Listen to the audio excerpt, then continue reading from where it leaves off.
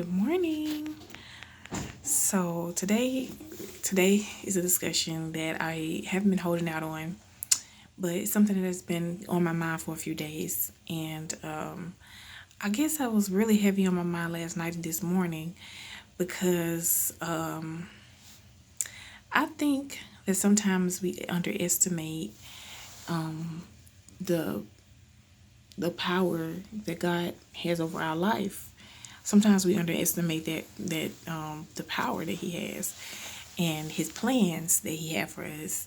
So a few years ago, I would always be like, I don't have any help. It's just me, and I would say that all the time. But it felt that way because what was in front of me was all that I saw. But I knew something different in my heart that I was not alone. Not even just because God was there, but because He was sending me physically to show me that I was not alone. I'm not alone, and you're not alone either. So, what made me come to this conclusion or made me say this right now is because I have a friend who says that they're alone all the time, but they're completely canceling out the facts that there are people out there who's giving them advice, who's talking to them about sometimes even talking them through what to do and what's not to do. And they have people who are actively helping them. So just because some help that you are receiving is not the help that you want or need or feel like you need, it doesn't mean that there's nobody there. So I'm not going to speak with anyone else or speak to anyone else about this. I'm just going to speak as if it's me, because I can't speak on anybody else's behalf. A lot of times when I thought that I was by myself, there was somebody giving me advice on what they thought I should do, or it was someone who gave me a ride somewhere. The majority of the time, I was by myself. I was with myself and God. And I had to make that decision from a young age that I was going to continue on the path that I was on because I couldn't afford to fail at what I did. So a lot of times I was all by myself and I was doing things all on my own, and I didn't realize at the time how unsafe of a situation that I was in. I was walking alone late at night, sometimes catching a bus late at night, walking long distances. There are all these animals and coyotes and all these other animals that could have attacked me. As people that saw me walking by myself. I remember one time I was followed home by 10 guys. They all just followed me to the house. And the lights were all off when I got there. Nobody was there. And at the time, of course, it scared me a little bit, but I wasn't like, I don't feel like I was just in an unsafe situation.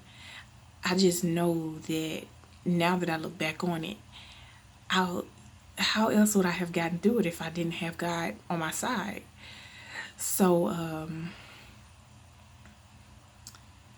at times I would be at home all by myself and just thinking like, wow, I'm really at home all by myself. If something happened to me, who's going to know if something was wrong with me, and who are they going to call if something happens? Am I going to have to like miss a few days at work and someone's going to call and be like, hey, are you okay? If they don't find out what's going on with me, they don't know where I stay, are they going to be able to contact anybody who I know or who they know and say, hey, this is what's going on with this girl, or I haven't seen her. Can you call somebody out that's not like her not to come to work? Is that what's going to happen? So it's a few times that those types of things did cross my mind, but I wasn't like, I just wasn't really knowing at the time. I was just focusing on getting through it. I was focusing on, finishing up on my journey. And I got through it through prayer. I got through it through people who was actually there for me.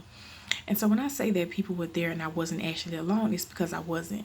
I remember I remember when I was living in one of my apartments. I think it was my second apartment. It may have been my second year there.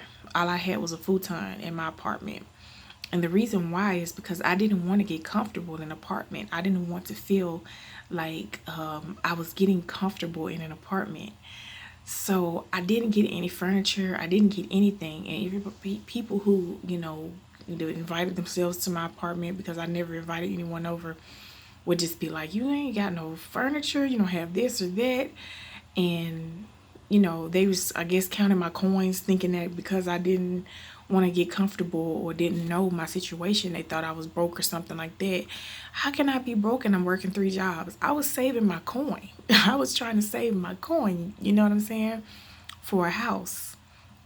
I was saving my coin for the situation that I'm in right now, at this right moment, to make my own decision about where I want to stay, where I want to live, and how I wanted to execute what I'm doing right now in my life. This is what I saw myself doing in this time. These people just show up at this here gate and just expect me to let them in. But that's what I do. That's what I do. I put myself in this situation here, in a situation of comfort, because I wanted to make sure that this is what I saw myself being in this time in my life. With this being said, hold on. With that being said, I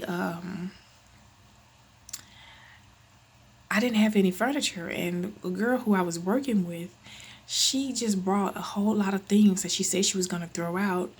And it could have been her about to throw it out, or she just probably saw something in me and wanted to help me. But she sent me all of this stuff.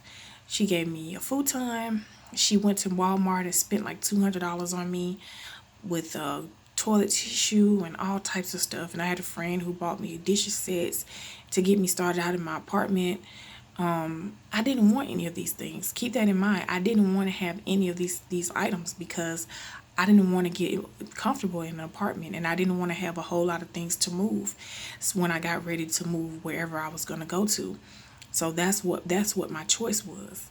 A bed, all types of stuff that this girl gave me, just so that I can have for my use. And I really, really appreciated that. It's important that when someone does something for you, no matter what it is, how big or how small, that no one has to do anything for you. They do it because that's what they want to do. It's what they saw in their heart to do, and they don't owe you that. So it doesn't even matter if someone's done something for you. They don't owe you that. Nobody owe you anything. You don't have to do anything for nobody, and nobody has to do anything for you. And that's what this video is all about. I want to make sure that you know that being grateful is important. Being grateful and receiving things that people have to offer, whether it's knowledge or whether it's, love or some support or something like that. I didn't have any support. I didn't have any of those things. And at the time, I swear I felt more alone than anything. I felt like if something happens to me, who's gonna know what's gonna happen to me? I'm all by myself walking down the street this time of night. Sometimes it's 11 o'clock when I get off. I gotta get right back up in the morning. It's so late at night, but it saved me because I understand what it's like now. I get it. There's not hardly a situation that I don't understand now, at this age, because I had to start off very, very rough for me to get to this point. But I just know it's been dishes, whether it was a ride, someone called me and said, hey, I'm in your area. Do you need a ride to work, or do you need this? I had to work 2 hours to work every day. There was no bus that came by where I stayed at. It's to understand how frustrating it was at the time. And I felt alone. I felt very alone because nobody understood my situation. Nobody knew what I was dealing with inside of my heart. But I felt and I feel successful at this time in my life. I feel like, wow, I was really, really doing a lot for a 17, 18-year-old, for a 22-year-old. I had my apartment for all this time, and every single time I moved, nobody helped me get any information. But guess what somebody did? They took me by my hand when I didn't have any information for myself, that I was about to lose my job. Hey, this is how you get a social security card. Let me take you down there to go get that for you. So it'll help you get it. Sat down there with me while I got the social security card. Sat down there with me while I got my birth certificate. Now when I need a replacement of anything, I know how to do it. Told me about a bank account. took me down there by my hand and say, hey, this is the bank account. Let me show you how to do it. I was 17 years old and I didn't have parents to teach me that. So that's why I understand it now. I wanted to encourage everybody out there that you are not alone. You don't have to do it by yourself. It's somebody out there who is doing it. And if they decide that they're going to do it, no matter how big or how small, you are not by yourself. And please make sure you appreciate people who do the small things. Appreciate the small wins, because just appreciate the small things. You would not even be able to look at somebody and tell how hard it is for someone to deal with something until you have actually had to do what they had to do. And I just want to say that I'm happy. Today was a hard day. It's rough today, because when I come to work, a lot of people has lost their family members. A lot of people has lost, somebody passed away from COVID.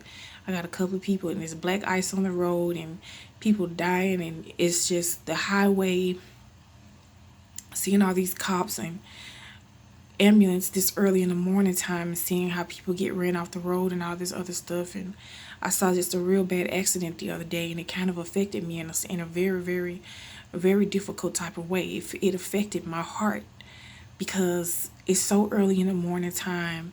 People have kids in their car. I saw how the back of that car was smashed up. What if somebody's child was back there? And all people are worried about is making sure that they get to work. I need to make it to work on time. That's all you're thinking about. You got to think about somebody else other than yourself, because it's not just you anymore. This is an entire world where we all need to learn to cope together. We need to learn to live together. Divided, we can't do it. We can't do it by ourselves. The life we live in this life in a place where we have to depend on someone else. It's going to always be a day when you need someone else. You're going to need someone else someday. So don't forget that. Do not forget that. Don't burn these bridges. Do not do this. We can't do it all by ourselves.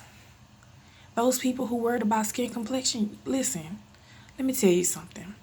When brown skinned me save your life from a blood transfusion, if people like me or people like you who do your hair and make you feel good about yourself, or your black dentist or white this or that gives your parent a heart, give your person a liver, when somebody donates their organs to you after they pass away, somebody makes one mistake and we cancel them. Stop this cancel. Stop this. We need to make a living.